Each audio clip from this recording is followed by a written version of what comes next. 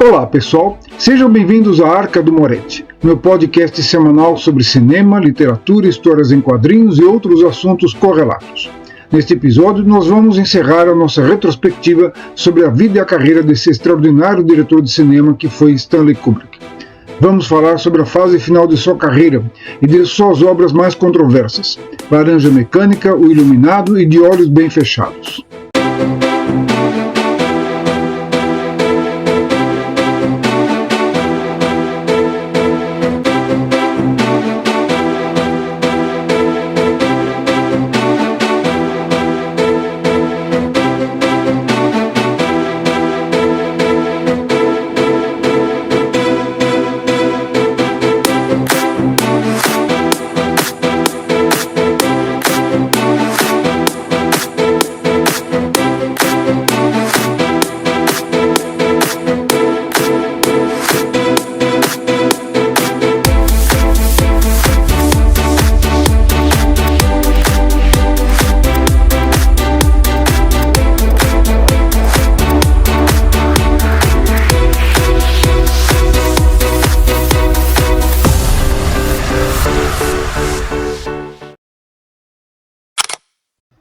É isso aí então, pessoal. Sem mais enrolação, vamos dar início ao nosso episódio de hoje.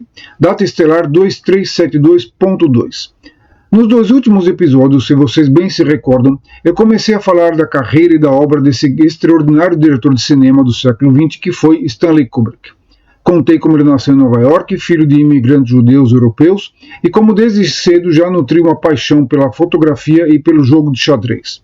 Outra grande paixão dele foi o jazz, que ele começou a cultivar desde jovem, ao entrar para um clube de jazz nova-iorquino. Mais tarde, ele começou a tirar fotografias e a vender essas fotografias profissionalmente, o que lhe garantiu um emprego na revista Look, como repórter fotográfico. Ali ele aprimorou a sua técnica e a sua arte, né, e o seu apuro visual, que depois, em suas obras cinematográficas, principalmente as obras da maturidade, ele vai ali exprimir e vai pôr em prática de forma ainda mais extraordinária. Tá?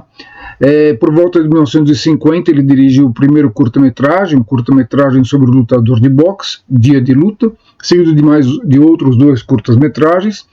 Com recursos próprios recolhidos dele e de alguns amigos, ele consegue realizar o primeiro longa-metragem, Medo e Desejo, bem no início dos anos 50. Um filme bastante estranho, bastante inusitado, que já mostra ali o tom, né, do que viria a ser a obra do Stanley Kubrick, com alguma coisa surrealista ali, onírica, falando sobre a inutilidade da guerra. Enfim, são temas que depois vão permear a filmografia dele. Na sequência, ele dirigiu A Morte Passou por Perto, um filme noir, filmado em locação em Nova York, onde novamente ele elabora outras temáticas e outros estilos de filmagem que depois ele vai carregar na sua carreira para sempre. O terceiro filme foi o seu primeiro filme profissional, O Grande Golpe, estrelado por Sterling Hayden, um outro filme noir, esse baseado no romance de Jim Thompson, um dos maiores escritores de Pulp Fiction que já surgiram no mundo, né? Um escritor policial, estilo hard boiled, né? Aquele estilo cru, violento, agressivo, né? O filme é uma espécie de parábola sobre a inutilidade, né, dos gestos humanos, né? A questão do planejamento sendo destruído pelo acaso, né, o confronto entre a lógica e a incerteza, entre a razão e o caos, né, que são os temas constantes ali da obra kubrickiana. Na sequência, ele filma um grande filme de guerra, Glória Feita de Sangue, estrelado por um dos maiores astros de Hollywood naquela época, que foi o Kirk Douglas. Um filme extraordinário que, por conta da história, né, uma história antibelicista e antimilitarista, acabou sendo banido em diversos países, entre os quais a França, Bélgica, Suíça e Israel. Aí ele já estava pronto, maduro, para poder trabalhar com gente grande, né, ou seja, com orçamento de gente grande. E aí o próprio Kirk Douglas o escala, o convida, na verdade, né, para dirigir um filme em Hollywood, né, um filme de grande orçamento, um blockbuster, que foi Spartacus, um filme de época, passado na época do Império Romano, em que é interpretado pelo próprio Kirk Douglas no papel do escravo, né, do escravo que se rebela contra o Império Romano, e aí contando com um elenco de grande peso, né? Laurence Olivier, Peter Ustinov, Charles Lawton, entre alguns dos principais intérpretes, Roddy McDowell, enfim. Ali ele já se capacita a ser um diretor comercial de grande envergadura, mas ao que parece o Kubrick não queria esse caminho, né? Ele resolve trilhar um caminho mais independente, e ele vai se mudar com a família para a Inglaterra, onde ele filma um livro bastante controverso e bastante anti-hollywoodiano, que é o Lolita, interpretado pelo James Mason, a Shelley Winters, o Peter Sellers, com quem ele voltaria a ter uma parceria muito interessante no filme seguinte, e a jovem Sue Lyon, que faz o papel da ninfeta ali, pela qual James Mason, o ator que interpreta o personagem do Humbert, se apaixona e nutre uma obsessão que o leva à loucura, né? Novamente o tema da razão saindo do seu controle, saindo da sua lógica e enveredando para o caminho da loucura. Loucura e razão são duas faces da mesma moeda, o que parece nos dizer o Kubrick, né? Aí o projeto seguinte dele, obviamente, que tem tudo a ver com esse tema também, é outro filme antimilitarista e antibelicista, que é o Doutor Fantástico, ou do Dr. Strangelove, como é conhecido no original.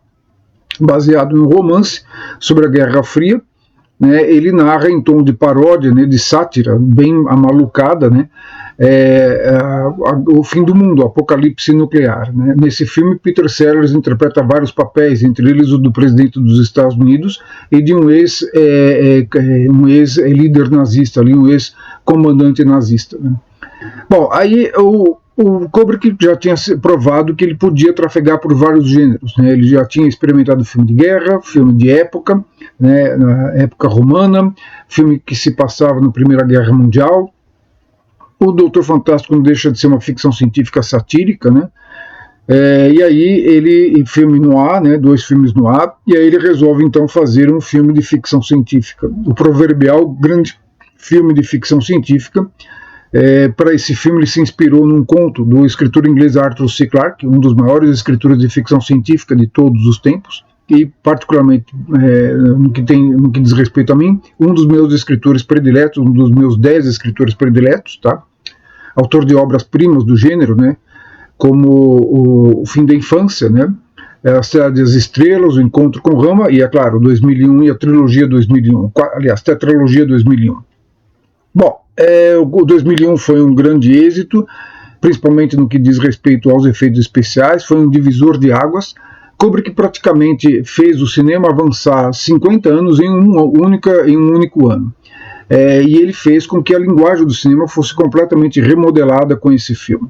Bastante mal compreendido na época, né? Uma parte da crítica odiou, outra parte da crítica o exaltou como a obra-prima que ele de fato é. Levou algum tempo até que o filme fosse reconhecido como a grande obra que ele de fato é, a grande obra de arte, né, com várias camadas de interpretação, várias camadas de significados, né, que até hoje a gente ainda tenta dissecar ali para entender exatamente o que o Kubrick quis dizer, né, com essa obra fenomenal, né. Então, podemos dizer sem dúvida alguma que o 2001, lançado em 1968, foi o divisor de águas na carreira do Kubrick, e até de certa forma também o divisor de águas na história do cinema, né? Filmes de ficção científica principalmente, como Guerra nas Estrelas, Alien, Oitavo Passageiro, o Contatos Imediatos do Terceiro Grau e tantos outros, foram claramente e confessadamente inspirados pela obra-prima do Kubrick, tá? Sobre 2001, eu comentei, se vocês bem se recordam no meu episódio anterior, eu falei que eu vou fazer um podcast especial sobre ele, só sobre o making-off desse filme, que ele merece um espaço à parte. Então, eu vou retomar daqui para frente, né, a nossa retrospectiva sobre o Kubrick. Já em 68, Kubrick já ansiava fazer um filme sobre o Napoleão Bonaparte.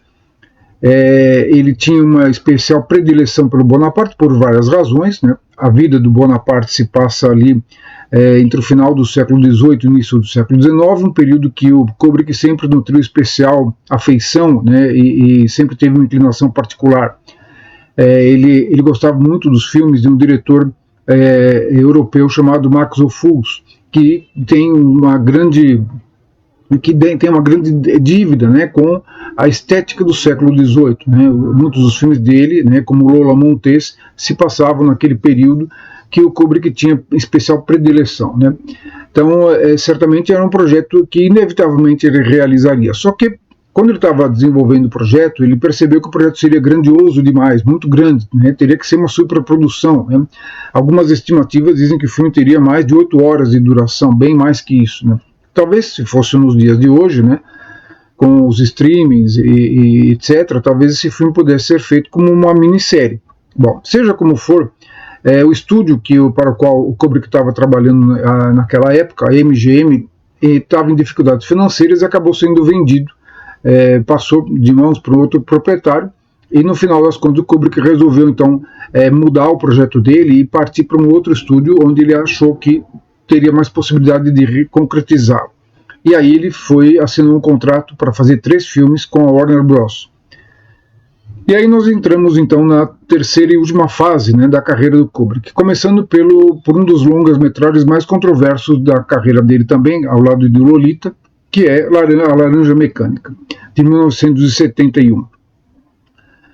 O Laranja Mecânica foi um filme baseado no romance do inglês Anthony Burgess, e o filme é estrelado pelo Malcolm McDowell, numa interpretação visceral, né, e cheia de energia, né, como o Kubrick gostava. Né? Eu comentei também no meu podcast passado que o Kubrick ele tinha adoração por atores, né, fascinação, né, por atores que que conseguiam, né, se superar ali diante das telas, recriando um personagem à sua moda, né, pegando um personagem e moldando a sua moda. Né, isso fascinava o Kubrick. Né.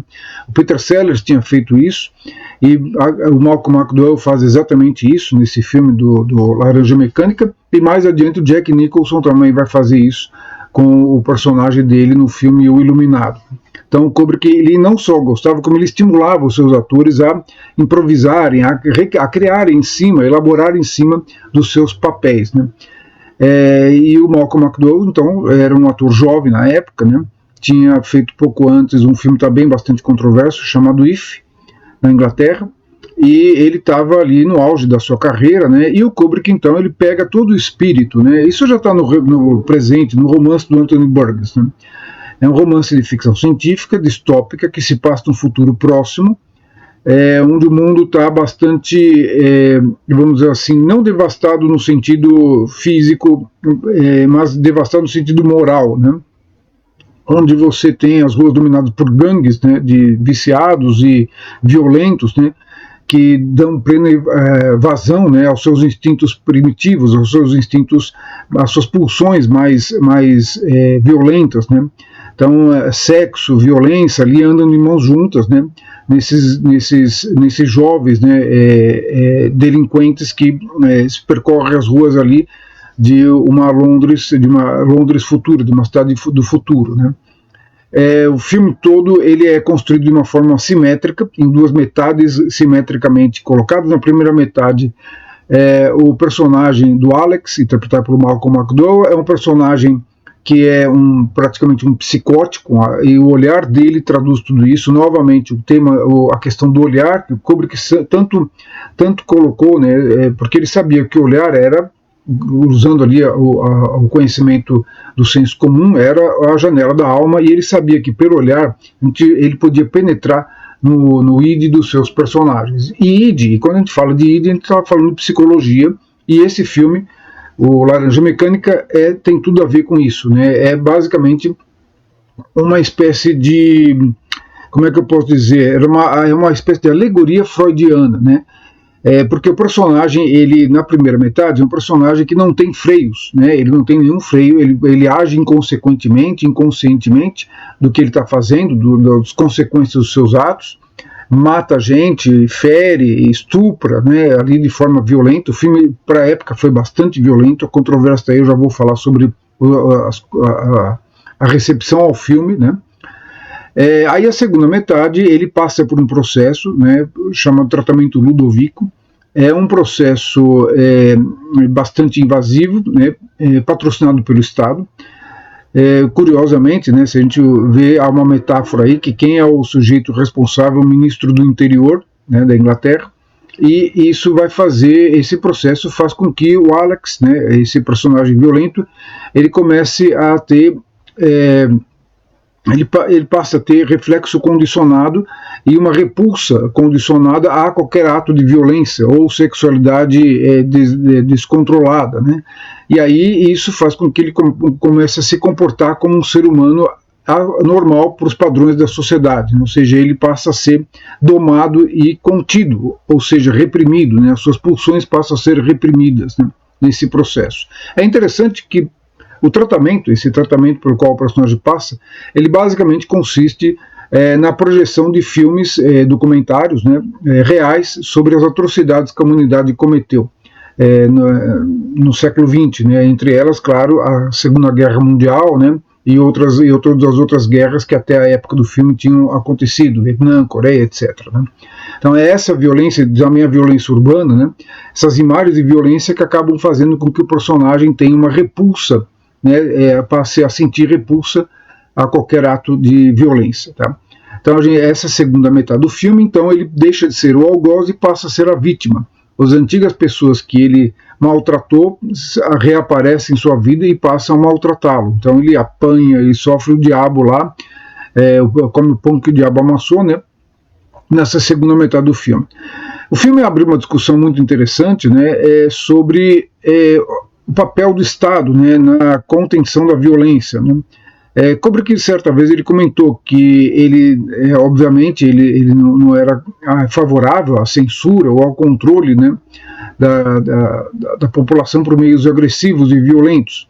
Por outro lado, ele achava também que a violência, a agressividade, né, que estava acontecendo naquela época, não podia ser deixada à solta. Tinha que haver um certo controle, alguma forma de conter essa violência, né. Lembremos que quando o filme foi feito, a gente estava aí numa época de reviravolta, né, da contracultura. O filme basicamente ele pega todo esse caldo, né, esse zeitgeist que estava ali no ar, né, da contracultura, né, impregnando as vidas das pessoas com o rompimento dos antigos códigos morais e tudo. E o filme faz uma discussão, propõe uma discussão e uma releitura desses códigos morais, né.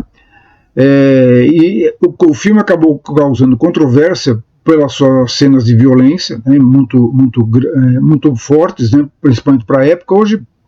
Hoje nem tanto, mas para a época foi realmente algo chocante.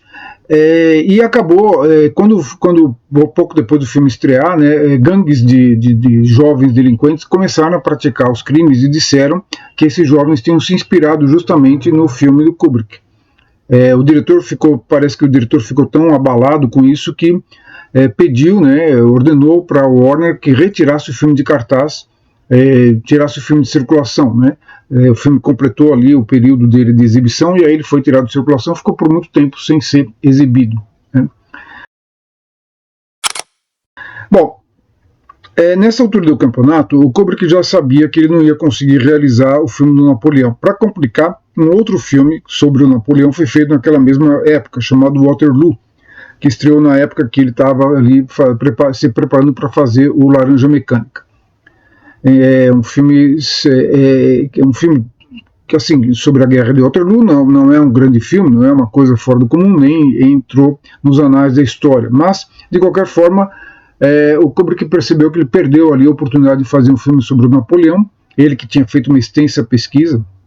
Consta que ele tinha um fichário enorme de documentações sobre a época do Napoleão, sobre a vida do Napoleão, uma bíblia, ele tinha arquivos enormes com centenas de páginas, né, sobre das pesquisas, né, que ele fez sobre Napoleão e o mundo que ele viveu. Tá?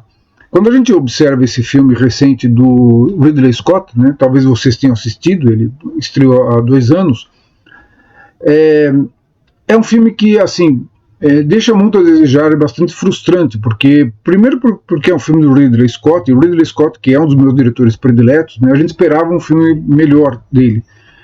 E no final ele nos entrega um filme bastante bem mediano para fraco, né, para não dizer ruim, né. E a gente percebe que o Napoleão, na verdade, só teve um filme que mais ou menos fez jus à grandiosidade desse personagem, que foi justamente o Napoleão, do Abel Gance, feito na década de 1920, um filme mudo, revolucionário em termos de linguagem, de estética, mas que contava apenas uma parte da história do Napoleão, não era toda a carreira dele, apenas a primeira parte da vida dele.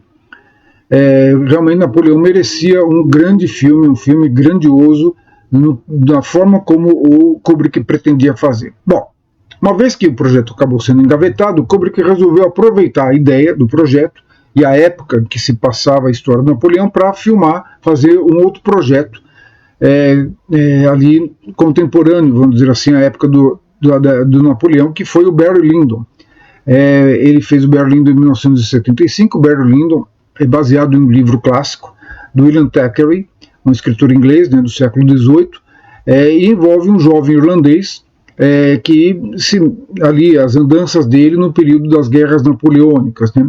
Então o Kubrick teve a oportunidade de um pouco de recriar aquele mundo que ele pretendia recriar no Napoleão. Ele fez ali com o Barry Lyndon. Esse filme é basicamente uma conquista técnica, tá? Por várias razões, tá? Eu já vou explicar. O filme foi muito criticado na época por ser um filme muito lento, de ritmo muito parado. Os personagens falam muito pausadamente, os gestos e as ações são muito lentos. E não só isso, né? Muitas das cenas que o filme mostra, elas são encenadas como tableau vivants, ou seja, como se fossem quadros vivos, onde as pessoas quase mal se mexem ali e ficam meio que posados ali em cena, né? O que tornava o filme quase gélido, né? Quase frio, né? É um dos filmes visualmente mais extasiantes que vocês podem ver nas suas vidas, tá? Isso eu garanto. É um dos filmes mais belos, mais lindos em termos fotográficos que já foram feitos na história do cinema. Mas é um filme bastante frio em termos de emoções, embora ele tenha sim, ele seja carregado de emoção, mas não da forma como a gente está acostumado a entender, com sentimentalismo, né, com aquelas charopadas de Hollywood que a gente está acostumado a ver. Não é bem esse tipo de sentimentalismo que o filme traz, tá? O Kubrick ele era bastante exigente, ele era um perfeccionista. Nessa altura da carreira dele, ele podia fazer o que bem entendesse. A Warner dava carta branca a ele para realizar da maneira como ele quisesse os filmes que ele pretendia fazer. Algo inédito que, como vocês bem se recordam dos meus episódios anteriores, eu expliquei que no passado apenas o Orson Welles tinha tido uma oportunidade dessa, e apenas por um filme, que foi Cidadão Kane, que muito influenciou o Kubrick, né? Então o Kubrick, como criador, como artista, né, estava ali no auge da sua capacidade, né? E ele então, em Barry Lyndon, ele se esmera ali na reconstituição de época, né? Ele se inspira em quadros do Gainsbourg, né, do Reynolds, pintores lá do século XVIII, né, para se inspirar, né, na reconstituição dos cenários ali, das paisagens filmadas todas na Irlanda e na Inglaterra, né, em locação, em castelos e palácios reais, né? O filme foi filmado. E não contente com isso, né, o Kubrick ele queria fazer o filme com iluminação natural, mesmo nas cenas noturnas. Lembrando que na época, no século XVIII, na época que o filme se passa, a iluminação natural era a base de velas, né? Só que o problema era o seguinte: mesmo com toda a tecnologia que o cinema já tinha, né, nos anos 70, ainda não havia uma lente, né, capaz de captar o brilho ainda fraco de luzes de velas, né? Os filmes ainda não conseguiam ser tão sensibilizados, né, se você não tivesse uma iluminação muito grande para poder captar os rostos das pessoas apenas com a luz das velas, né? Não só os rostos das pessoas, mas o ambiente como um todo, à luz de velas, né? Então, qual foi a solução? Kubrick encomendou uma lente para a NASA, usada ali em satélites da NASA, e ele usou essa lente para poder dar mais uma lente especial, né, que permitia, né, que à luz de velas ele pudesse registrar os rostos e as ambientações lá, os ambientes onde as cenas eram filmadas. Então foi a primeira vez que um filme foi filmado com cenas de interior noturnas inteiramente à luz de velas, sem luzes artificiais, tá? Bom, esse foi um feito técnico que mereceu, claro, grande mérito do Kubrick, mas também do diretor de fotografia, o inglês John Alcott. Aliás, os grandes dizem, né, as más línguas, que os grandes astros desse filme não são o Ryan O'Neal. O Ryan O'Neal era um ator que estava ali bombando na época, era um jovem galã, né, tinha feito Love Story alguns anos antes, então estava ali bombando como um grande astro do cinema norte-americano, né, mas não é ele o grande astro do filme. Na verdade, os grandes astros do filme são o John Alcott, o diretor de fotografia, que consegue ali recriar a Inglaterra, né, do século XVIII, ali, a Europa do século XVIII, com imagens brilhantemente fotografadas, né, parecem realmente pinturas de época, é uma coisa fascinante de ver. A figurinista Evelina Canoneiro, que conseguiu recriar, usando como base, né, as pinturas do Hogarth, do Gainsbourg, do Reynolds, né, as pinturas da época, recriar as vestimentas dos homens, das mulheres ali naquela época, que é uma recriação assim que eu nunca vi antes e, para falar francamente, nunca vi depois com a mesma meticulosidade. Outro também que merece destaque é o Ken Adam, né, o diretor de arte que já tinha trabalhado com Kubrick em O Doutor Fantástico, que aqui faz a direção de arte do interior, né, dos palácios e castelos onde a história se passa. Tá? E, finalmente, o Leonard Rosenman, que foi o autor da trilha sonora do filme, né, veja bem, raras vezes o Kubrick ele gostava de usar, depois de uma certa época, ele raras vezes gostava de usar a trilha sonora original. Muitas vezes ele usava a trilha sonora de autores eruditos ou clássicos, como ele tinha feito em 2001. O Kubrick então usa o Leonard Rosenman para fazer a trilha sonora.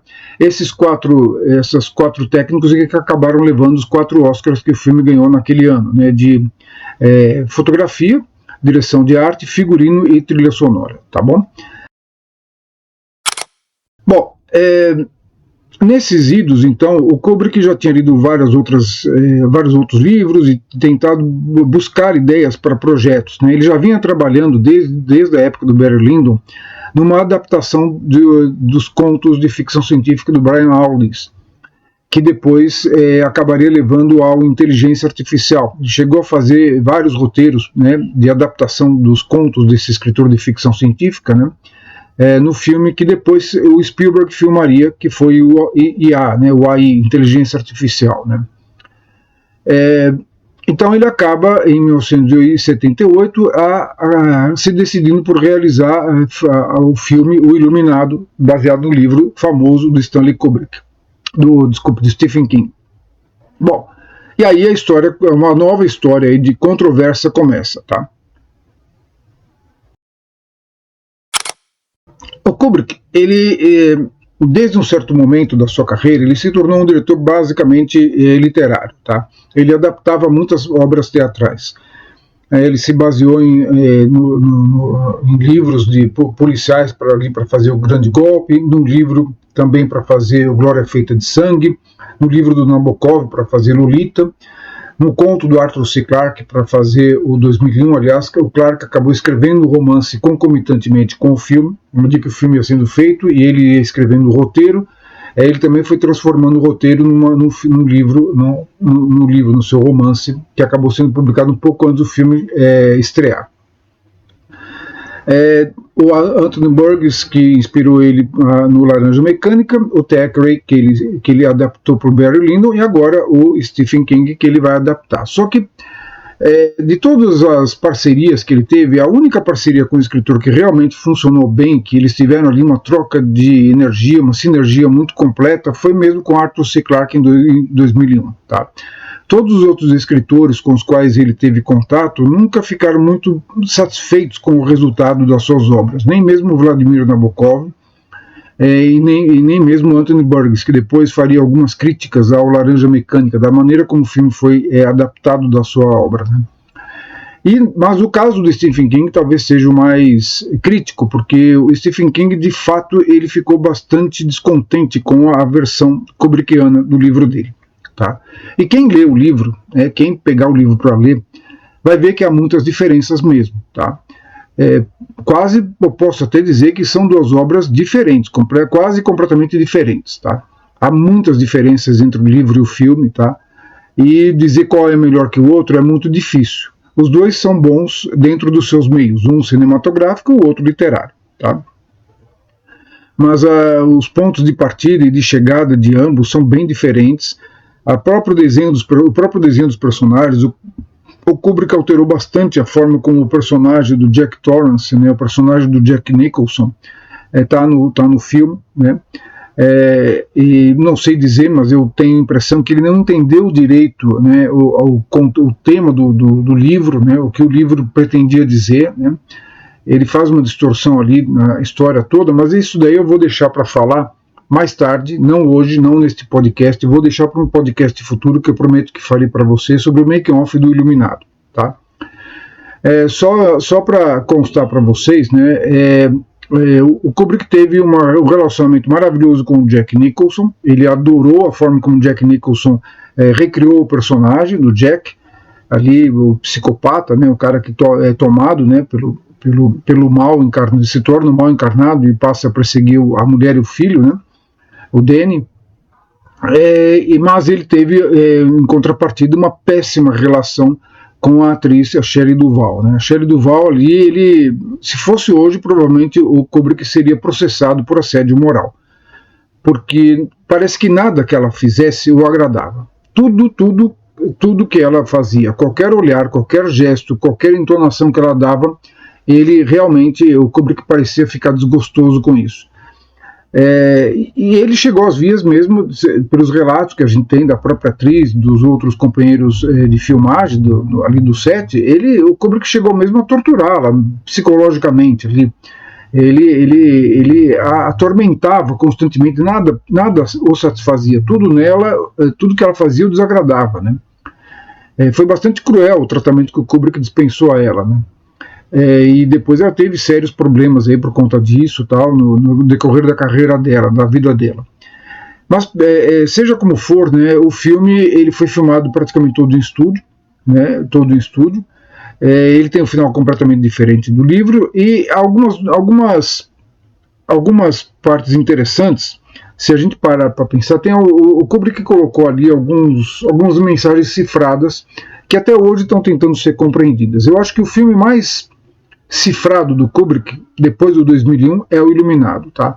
É um filme de difícil compreensão. Eu já assisti esse filme N vezes, já perdi a conta de quantas vezes assisti, assim como todos os outros do Kubrick, mas cada vez que eu assisto esse filme eu descubro um novo dado, um novo viés, né? Fora aquela ideia estapafúrdia, né, que alguns teóricos da conspiração têm, né, de que é uma ideia que não sei de onde eles tiraram isso, que não tem pé nem cabeça, de que o Kubrick teria filmado o pouso do homem na Lua, né, que o homem do projeto Apollo nunca foi à Lua, e que tudo teria sido uma encenação filmada em um estúdio hollywoodiano sob a direção do Kubrick, né, e que o Kubrick foi obrigado contratualmente, e sei lá mais qual teria sido esse suposto acordo, né, teria se comprometido a nunca revelar essa verdade, mas que nos seus filmes subsequentes, depois do Projeto Apollo, ele foi dando dicas do que tinha sido feito. Então o pessoal quer achar alguma coisa no filme, no Iluminado principalmente, nos filmes dele, mas principalmente no Iluminado, né, que dá a entender que ele realmente filmou a descida do homem na Lua, né? O que é uma grande bobagem, uma grande besteira sem pé nem cabeça. Não sei de onde esses teóricos tiram essas ideias, né? Coisa de gente maluca, né? Mas enfim, garanto para vocês, isso não tem lógica nenhuma. O Kubrick nunca, jamais, e nem precisava, né, se submeteria a algo desse tipo, tá? Kubrick jamais desceria na carreira dele a ponto de fazer algo assim. Ele nem precisava, né? Ele já era um autor, quando o homem foi para a Lua, né, ele já era o autor mais consagrado do cinema americano, era o novo Orson Welles, o novo D.W. Griffith, né, considerado um dos grandes mestres do cinema dos anos 60, na época, né? Então ele não precisava, né, de forma alguma se submeter a isso. Mas enfim, muitos desses malucos gostam de ver sinais e símbolos ali, secretos ali no filme. Mas há um símbolo realmente, uma mensagem cifrada no Iluminado que eu gostaria de compartilhar com vocês, que eu não tinha percebido até ler um artigo da revista Cahiers de Cinema, revista francesa, que diz o seguinte: o número do quarto do personagem, né, o quarto onde tem uma mulher lá que está que quem assistiu o filme lembra muito bem desse quarto, que é o 237. Se vocês multiplicarem 2 vezes 3 vezes 7, dá o número 42. Aguardem esse número 42. Pois bem, esse número 42 vai aparecer em diversas outras partes do filme. Por exemplo, na manga do pullover do menino, do Danny, aparece o número 42 lá pelas tantas, né? E mais tarde, quando aparece a fotografia, olha o spoiler, gente, eu estou dando um spoiler aqui, né? Que é para vocês não reclamarem depois, né? No final do filme, quando aparece a fotografia do Jack Nicholson ali no meio de um monte de pessoas numa festa de fim de ano, a data do ano lá é 1921, né? E 21 multiplicado por 2 dá 42. Né? Então tem ali alguma mensagem cifrada. Alguns críticos supõem, né, que o 42 seja uma mensagem que o Kubrick colocou, porque 1942 foi o ano em que o Himmler, né, a secla lá do Hitler, resolveu perpetrar a solução final, o extermínio dos judeus, né, com os famosos campos de extermínio, que a gente de triste memória em Treblinka e tantas outras localidades ali, Auschwitz, etc. Né.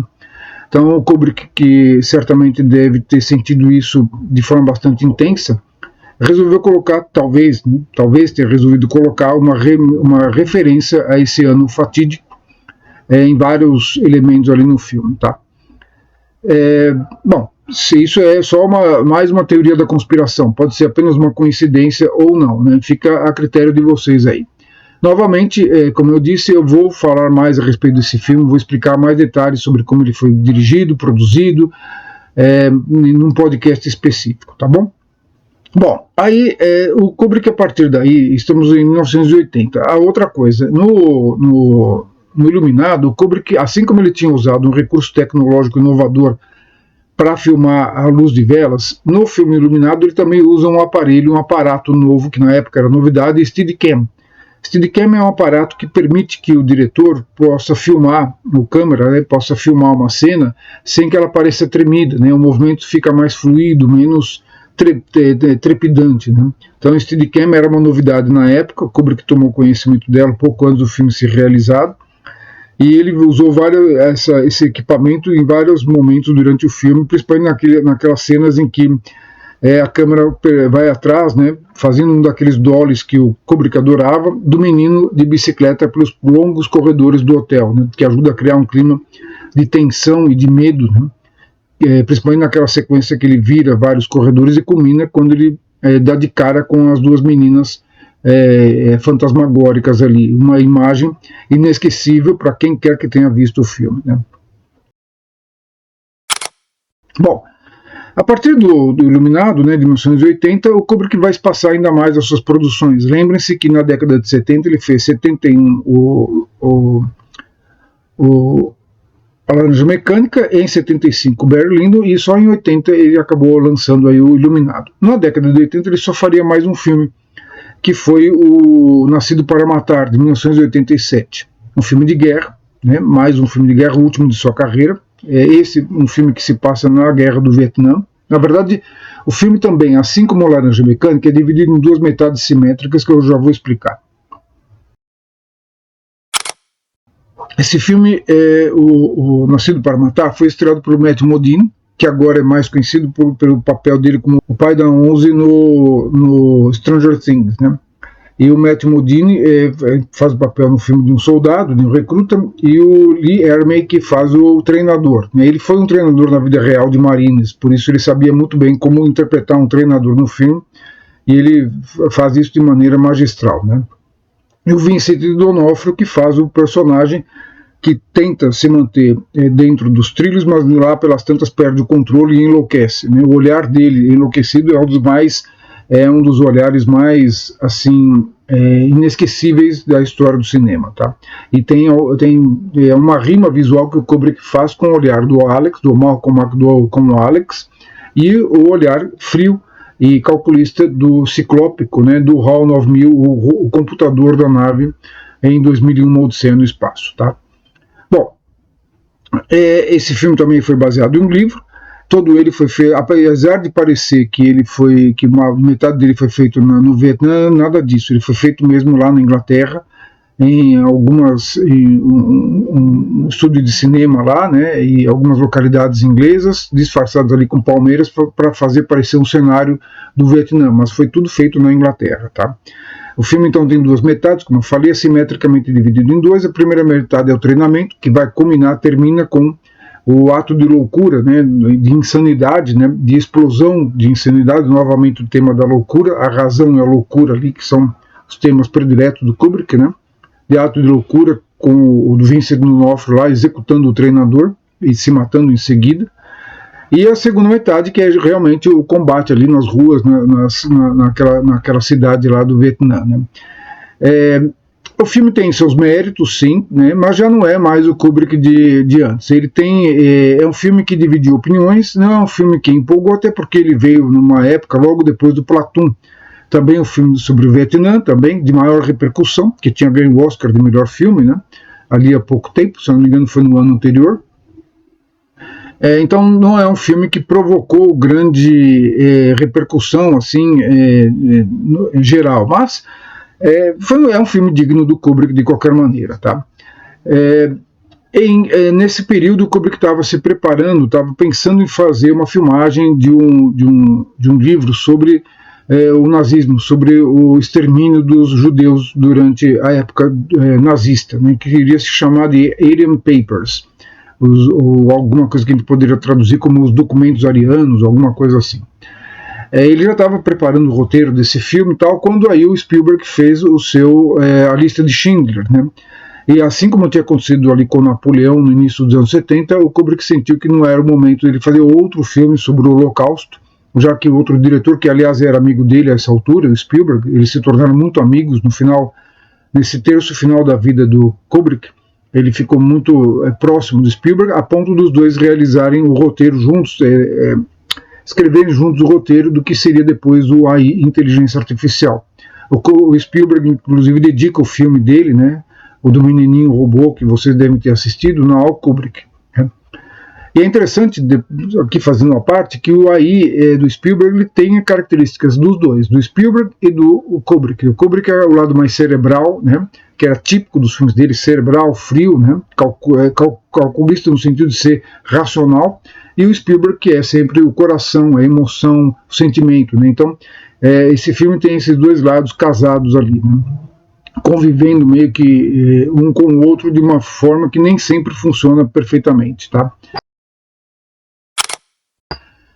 Bom, aí então o Kubrick vai filmar um livro que ele já tinha pensado em filmar desde muito antes, que é o romance do Arthur Schnitzler, Um Breve Romance de Sonho, como é chamado no Brasil. Esse romance foi publicado em 1926, mas parece que ele se baseou em um filme feito na Alemanha em 1923, tá?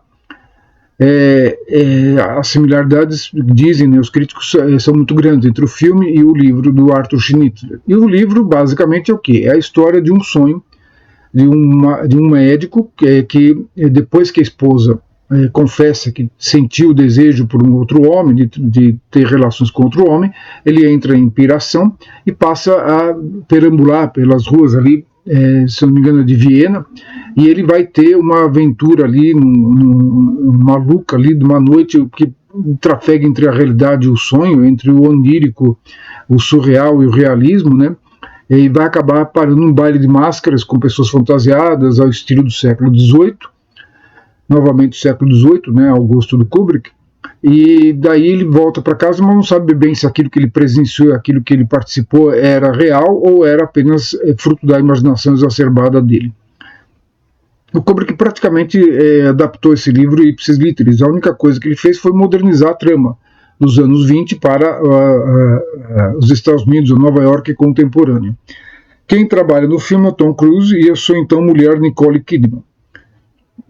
Os dois têm atuações que eu considero muito boas, o filme é muito bom, é um belo Canto do Cisne do Kubrick, uma bela obra, também estrelado pelo Sidney Pollack, o diretor de cinema, amigo do Kubrick também, que aí faz um papel menor ali na história, né? O filme também foi todo feito na Inglaterra, em cenários, né, em cenários construídos ali para recriar Nova York, inclusive nas ruas, tá? O Kubrick não filmou nas ruas de Nova York, filmou em um estúdio onde ele reconstruiu as ruas de Nova York, perfeccionista como ele só, né? E aí o filme é desconcertante, é um filme intrigante, né, que a gente assiste também, é outro filme enigmático na linha do Iluminado, na linha do 2001, que deixa a gente pensando, que deixa a gente refletindo sobre os seus significados, ou significados no plural, como seria melhor dizer, né, e que também tem todo aquele ponto freudiano, aquela coisa do freudiano e da compulsão e das repressões dos desejos ali, tema que ele já vinha tratando lá atrás, desde, se a gente parar para pensar, desde o Lolita, passando ali pelo Laranja Mecânica e chegando, passando também pelo Barry Lyndon e chegando aí no De Olhos Bem Fechados, tá? O filme acabou ficando pronto pouco antes da morte do Kubrick. Diz que alguns dias depois que ele fez a projeção, inclusive para os atores, o Tom Cruise e a Nicole Kidman, a equipe dele, ele morreu em março de 1999. Ele tinha 70 anos, tá? E deixou uma obra inigualável, né? Eu acho que assim, o Kubrick é um dos diretores que mais conseguiu ter da história do cinema, né?